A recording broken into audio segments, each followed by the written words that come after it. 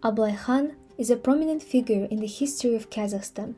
He is known as a talented military leader and a politician. Most importantly, Abylai Khan preserved the statehood and continued the formation of the national identity of the Kazakh people. I don't think that there is anyone in Kazakhstan who hasn't heard of him at least once in their life. Many think of him as one of the best, if not the best, Khan in the history of our Khanate. And in order to understand why, let's start from the beginning. Abylai was born in 1711 and just like all the other rulers was from the bloodline of Ture. The real name was Abul Mansur. He was called Abylai after his victorious battle cry in honor of his grandfather's name. Abylai Khan also had the nickname Sabalak. This has its own history, going back to the Khan's difficult childhood. When the future great commander was 12 years old, there was a struggle with the Dzungars, and his father, Sultan Wali, died in this war. The boy became an orphan. According to folk legends, the servant Oraz carried the boy out of the city engulfed in fire on his back, and they went to Turkestan to ask for patronage from noble relatives, but they were refused.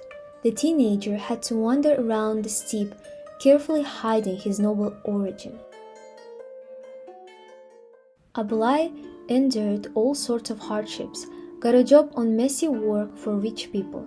According to the legend, he grazed the camels of the famous Tulebi, and after that, he was a shepherd of the rich landowner Davletkilde. He looked terrible at that time, dressed in rags, skinny, unkempt. Therefore, they called him Sabalak, that is, shaggy and beggar. But despite this, he always behaved with great dignity, at least according to the testimony of contemporaries. Never sat on the bare ground, ate from a common dish, drank from a dirty cup, and never asked for anything.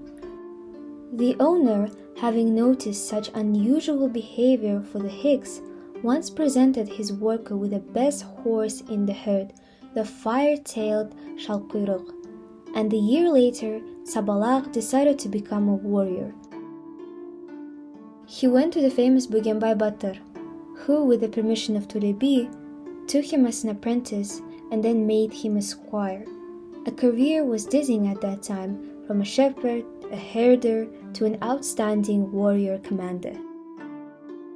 In the tumultuous political landscape of Central Asia during the 18th century, the Kazakh people were fragmented into various tribes and faced external pressures from neighboring powers, including the Qing dynasty in China and the Russian Empire.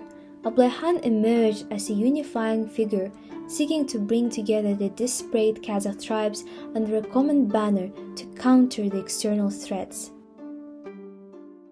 Abylai Khan's leadership was characterized by his ability to balance tradition and modernity.